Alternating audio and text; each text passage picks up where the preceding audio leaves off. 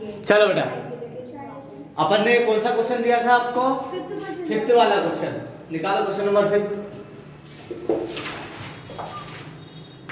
Sir मैंने किया था बट ना वो कॉपी उधर ही फैल गई। निकालो क्वेश्चन नंबर 5। बुक का क्यों निकाली?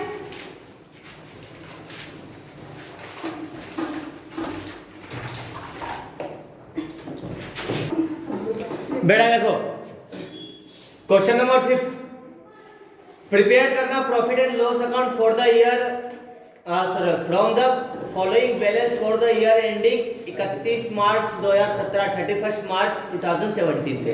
क्वेश्चन नंबर 5 पेज नंबर 479 पे हेडिंग आएगी profit and loss account. Without heading कभी भी क्वेश्चन स्टार्ट मत करना। कब बन रहा है? For the year ended.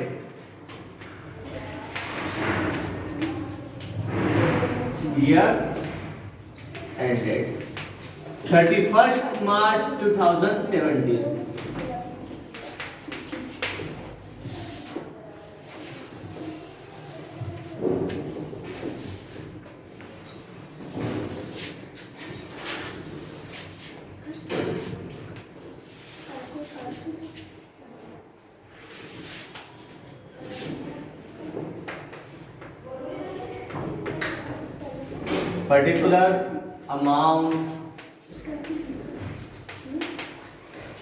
Particulars, amount, credit and debit।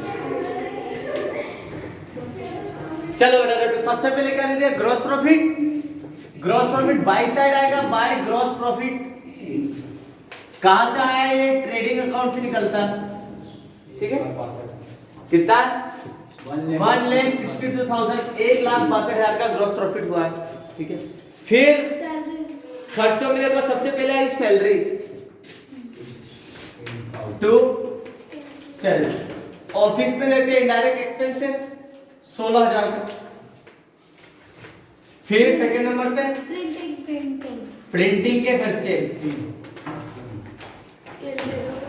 कितना? 18,000 की प्रिंटिंग करवाई। Discount debit. फिर डिस्काउंट दिया है, लॉस से डेबिट होगा 2,000 से। Bad debt.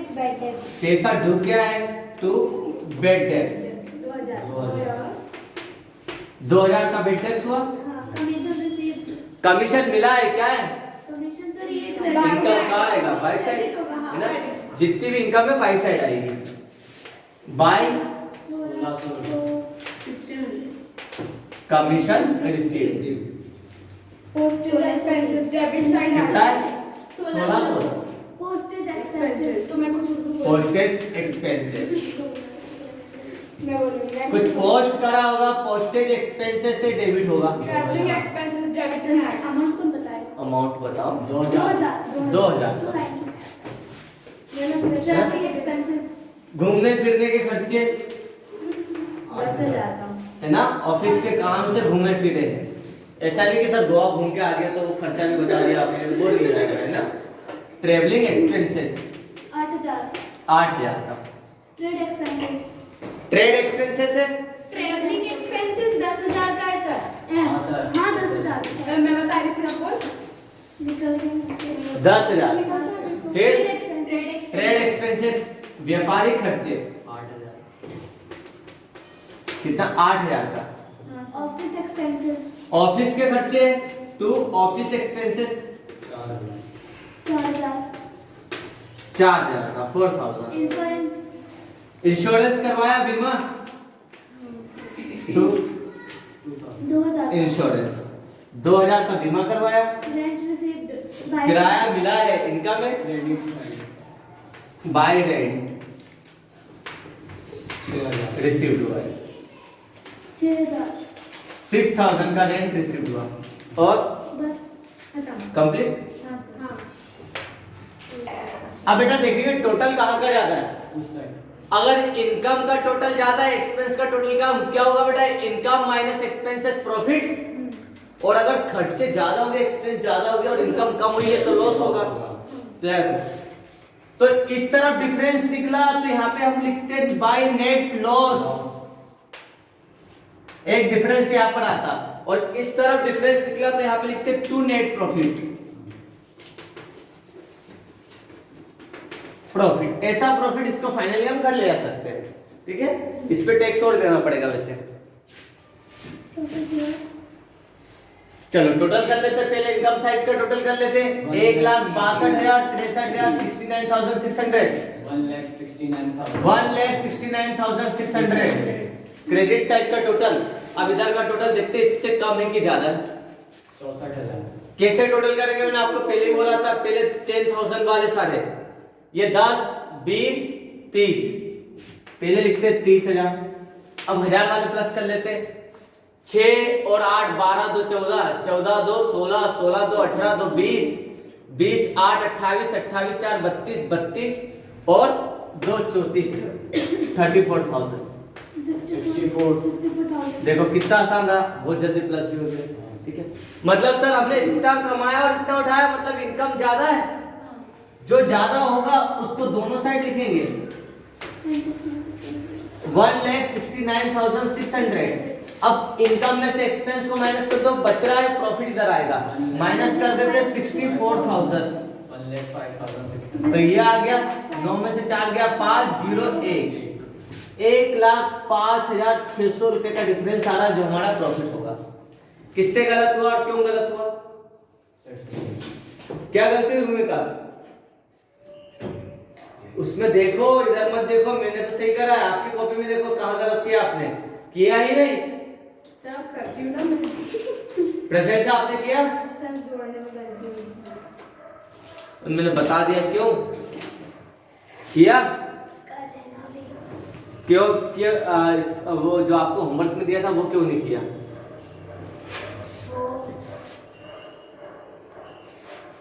थोड़ा कर मेरी तो कॉपी ले गई। बेटा क्वेश्चन नंबर 6 आपको भी करना है, बुक है पीछे, ये लो क्वेश्चन नंबर 6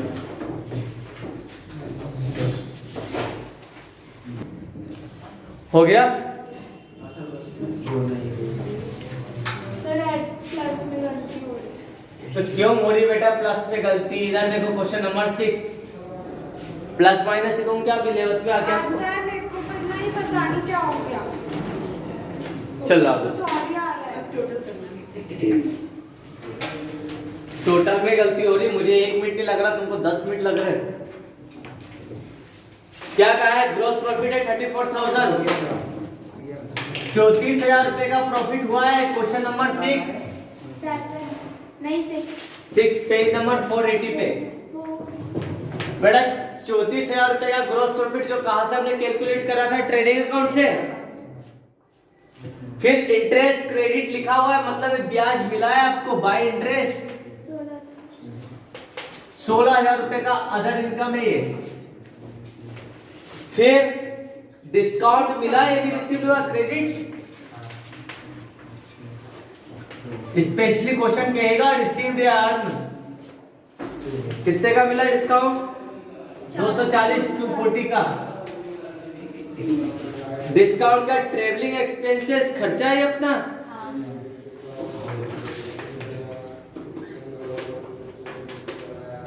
ट्रेवलिंग एक्सपेंसेस कितना, 2,320 2,320। ट्रेवलिंग के बाद रेंट रिसीव्ड हुआ, मिला है, ये भी क्रेडिट। फिर देखो रेंट मिला है, यहाँ पे भी रेंट रिसीव्ड हो रहा, बाय रेंट। अच्छा इसमें क्रेडिट का आइटम ज्यादा वैसे 8,000। रेंट के बाद कमीशन अर्न, कमीशन कमाया है, ये भी इनकम है, बाय कमीशन।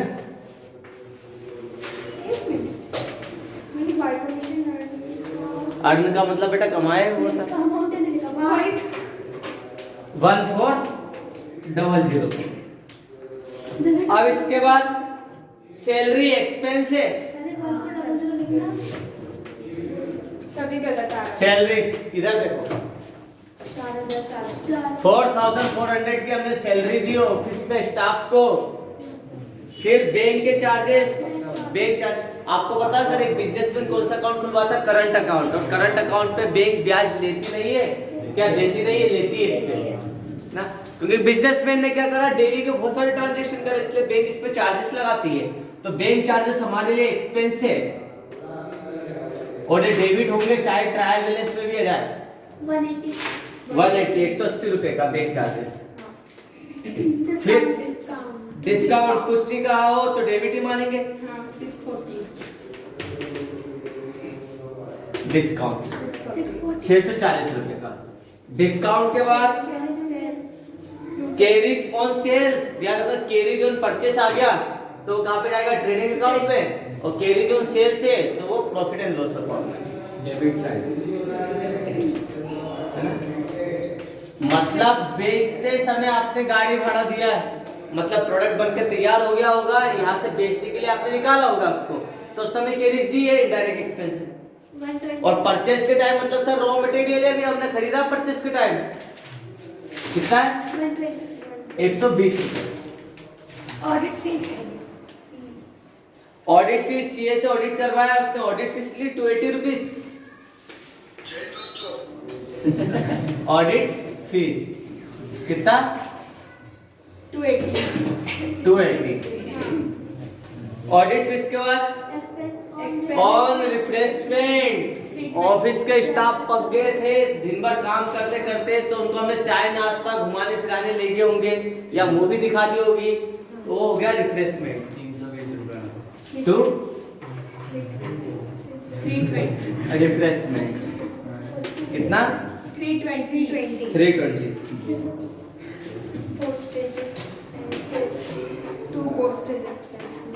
फिर पोस्ट करवाया होगा कुछ, पोस्टेज एक्सपेंसेस 160 पोस्टेज 160। फाइनली आके टोटल करेंगे, कुछ गवारों से प्लस माइनस में गलतियां हो रही है,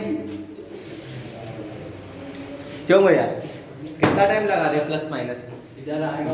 मैं कितनी बार बोला? पहले 10,000 वाले देखो, 3 के बाद सब जीरो, 1 के बाद सब जीरो, मतलब सर 30,000 और 10 40,000। 10,000 वाला और कुछ नहीं, दो ही है। अब 1000 वाले देखेंगे, ये रहा 4 और 6 10, 10 8 18 और 1 19,000। 10,000 वाले हो गए सर, 1000 वाले हो गए। अब 100 वाले देखेंगे, 100 में कितने जीरो आते हैं? 2, तो पहले लगा दो भले से 2 जीरो। अब जितना भी टोटल आएगा आगे बता दो।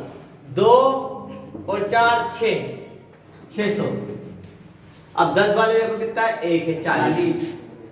59,640। 0 4 6 9 5 59,640। तो टाइम कितना लगा दिया? पर टाइम पास करते करते मैं पढ़ा रहा हूँ अभी आपको, फिर भी अपना 1 से 1.5 मिनट 2 मिनट या 3 मिनट ज्यादा।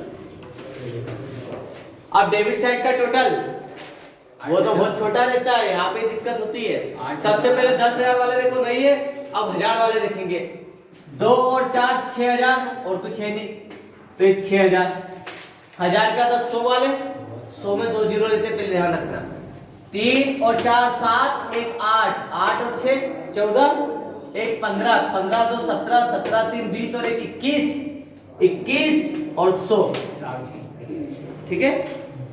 अब 10 वाले देख लेते हैं, 2 और 8 10, 10 4 14, 14 और 2 16, 16 और 8 16 4 20 और 4 24, 24 और 2 26, 26 और 6 32। 10 वाले जोड़े ना अपन ने, 1 0 और 32 320। और कुछ है क्या? एक वाला तो है नहीं। 3 में कन्वर्ट कर दे, 2 4 और 1। मतलब सर इनकम ज्यादा एक्सपेंस कम, डिफरेंस कहां पर आएगा? इधर प्रॉफिट साइड। टोटल आ रहा 59,640, 59,640 रुपए आई इनकम हुई है, और इतना एक्सपेंस हुआ 59,640। सर मेरा सही आ रहा था। अरे ये सही- माइनस करो, सही है तो फिर दोनों सही आ रहा है। 0 2 2 1 और 5 51,220 आई यार। 51,000 51,220 का डिफरेंस आ रहा है, जो हमें नेट प्रॉफिट बता रहा है। सही है सर।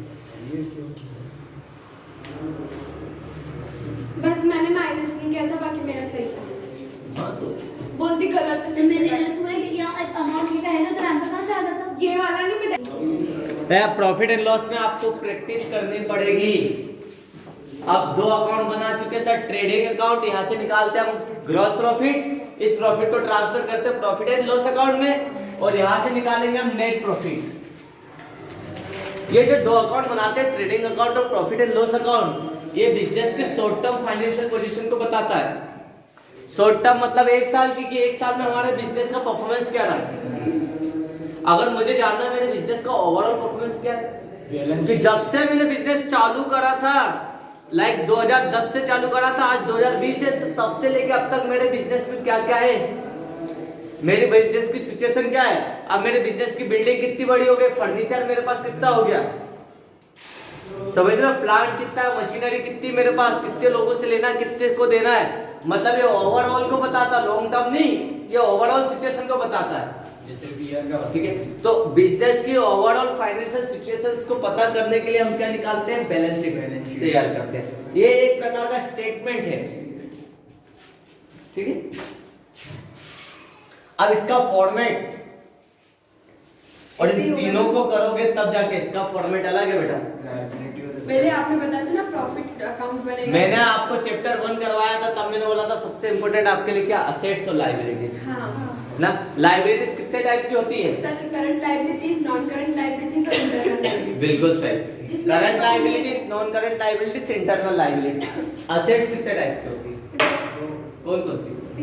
फिक्स्ड एसेट्स और करंट एसेट्स। चलो करंट एसेट्स के एग्जांपल बताओ। वो जो 10 साल मतलब नहीं, जो लॉन्ग शॉर्ट टर्म इन्वेस्टमेंट, हाँ, और बैंक लोन, सैलरी। चलो एक हिंट दे देता हूँ मैं। कैश इन बैंक और सर जिसका बेनिफिट 1 ईयर के अंदर, इंश्योरेंस, सर बिल्स पेएबल, गलतियां कर रहे हो, सुधार लेना। Bills payable. हाँ,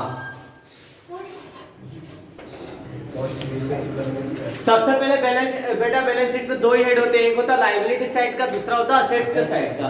ठीक है, लायबिलिटी से बताते हैं कि बिजनेस को कितना देना है, शॉर्ट टर्म और लॉन्ग टर्म ओवरऑल बताती है लायबिलिटीज, और बिजनेस के पास क्या है या क्या आना है वो असेट्स को बताता है। तो सबसे पहले अपन देखते हैं लायबिलिटीज का पॉइंट।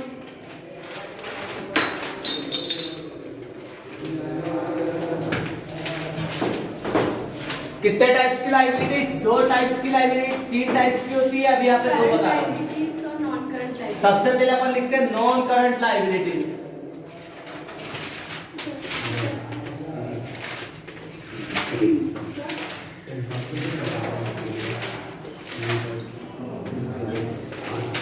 और दूसरी आपकी current liability. Sir internal liabilities नहीं बता रहे हैं। अरे बोर्ड पे जगह तो हो। अच्छा ठीक है, बोले तो जाके बात है। बेटा नॉन करंट लायबिलिटीज क्या है डेफिनेशन, ऐसी लायबिलिटी जिसका पेमेंट हमें मोर देन 1 ईयर करना है। नाम से पता चला, नॉन करंट लायबिलिटीज को लॉन्ग टर्म लायबिलिटीज भी कहते हैं। बिजनेस की उधारियां बोल सकते, दायित्व। बिजनेस का टेंशन है ये, एक बिजनेसमैन को यही तो टेंशन है, भैया मुझे देना किस किस को है। उसको दो पार्ट में बांट दिया उसने, नॉन करंट लायबिलिटीज और करंट लायबिलिटीज। ऐसी लायबिलिटीज जिसका पेमेंट हमें 1 साल से ज्यादा के लिए करना है। इसमें एग्जांपल क्या थे, सबसे पहला एग्जांपल लोन, बैंक लोन। आपके ऊपर बैंक का लोन है, वो 1 साल से ज्यादा के लिए देना है, ये कौन सी लायबिलिटीज होगी आपकी, non current liabilities. Cash in hand, cash in bank कहां से आएगा, ये लोन है क्या, उधारी है क्या। पहला आएगा बैंक लोन, सबसे बड़ी और सबसे इंपॉर्टेंट, ये अधिकतर बिजनेसमैन के पास मिली जाती है बैंक लोन। कोई सा और लॉन्ग टर्म लोन,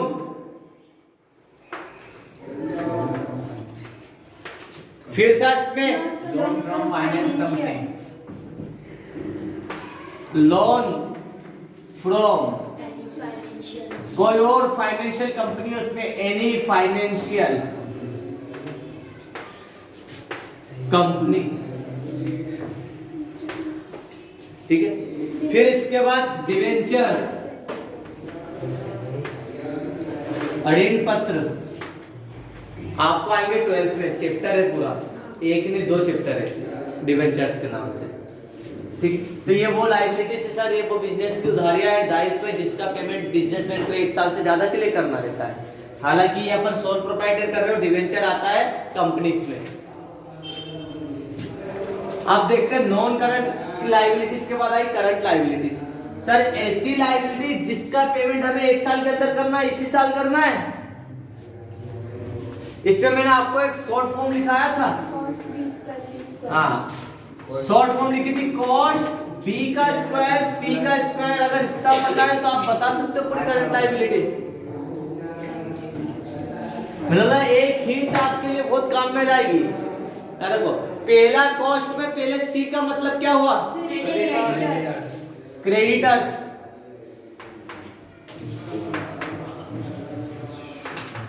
क्रेडिटर्स हमारी करंट लायबिलिटीज होती है। O S outstanding expenses,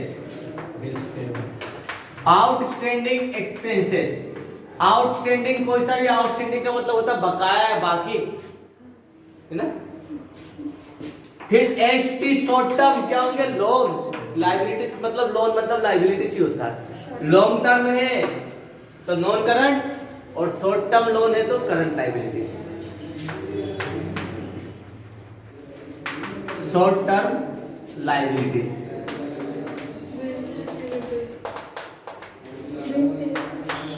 bills, bank overdraft, receivables.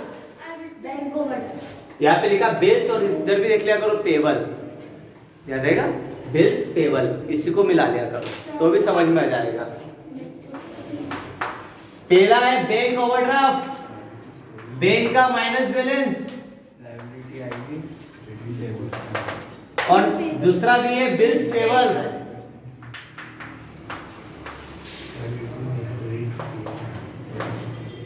फिर पी से आता है provision for tax,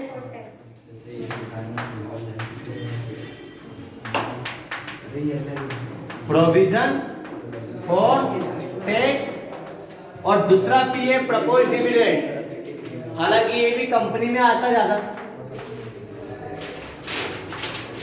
post dividend.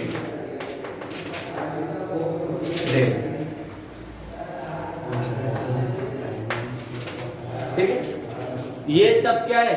और अगर किसी को भी आपको एडवांस मिल गया है वो आपकी करंट लायबिलिटीज है ना, आपको एडवांस पेमेंट रिसीव हो गया वो भी आपकी करंट लायबिलिटीज होती है।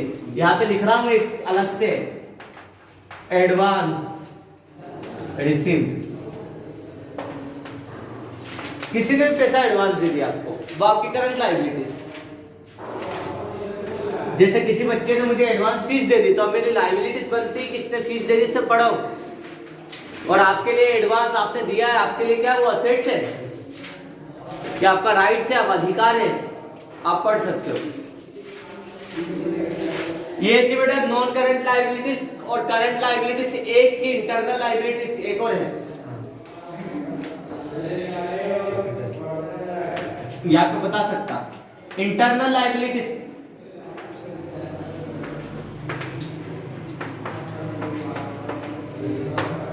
फिर इसमें सब समझ में आ गया। क्रेडिटर्स कौन होते हैं, कौन होते हैं प्रेस्टेशन क्रेडिटर्स? नहीं अपन क्रेडिट अपन देना है ना, वो बंदे जिनसे हमने क्रेडिट परचेस करी है, हमने उधार खरीदा है, उनको अब पैसा देना है। जिन्हें पैसा देना होता है वो हमारी करंट लायबिलिटीज है। आउटस्टैंडिंग एक्सपेंसेस, जैसे लाइट का बिल आ गया अब देना है, टेलीफोन का बिल आ गया देना है, ठीक है। आउटस्टैंडिंग सैलरी है देना है, इसी साल देना है। आप बॉस हो, आपका कोई एम्प्लॉइज का मंथ कंप्लीट हो गया, अगले साल पेमेंट नहीं दोगे, 1 साल के अंदर ही दोगे। Short term liability, sorry short term loan, ऐसे लोन जो आपको इसी साल देना है। बैंक का ओवरड्राफ्ट बैलेंस, बैंक का माइनस बैलेंस, बैंक ने आपकी इज्जत बचाई है, अगर चेक बाउंस हो जाता तो आपके बिजनेस टर्म्स खराब होते, कल से वो बंदा आपको उधार नहीं देता। तो बैंक ने आपकी कमर्शियल इमेज को प्रोटेक्ट करा है, तो बैंक को आपको पैसा समय पे देना पड़ेगा, और बैंक ब्याज पे ब्याज चढ़ाते जाएगी, और 1 साल के अंदर ही दोगे, इसलिए आपकी करंट लायबिलिटी। बिल्स पेबल्स अभी हमने पढ़ लिया, bills of exchange, bills receivers, bills payables, ठीक है। Provision for tax, current liabilities tax के ऊपर बनाया गया प्रोविजन, और प्रपोज डिविडेंड और एडवांस रिसीव्ड। अब इंटरनल लायबिलिटीज क्या होती है, क्या होगी इंटरनल? मतलब सर बिजनेस की वो लायबिलिटीज जो उसके मालिक के लिए होती है।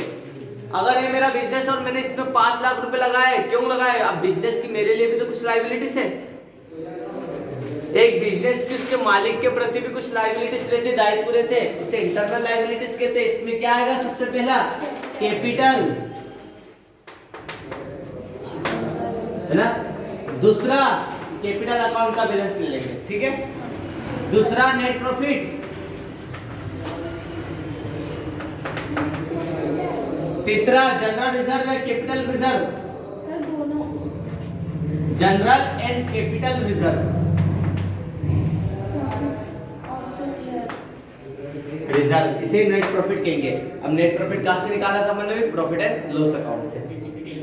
ये थी, कल याद होना चाहिए, कल मैं रैंडमली सभी से पूछूंगा, एक भी नहीं छोड़ूंगा मैं। तो बैलेंस शीट सोच ही नहीं पाओगे अगर ये नहीं आता आपको तो।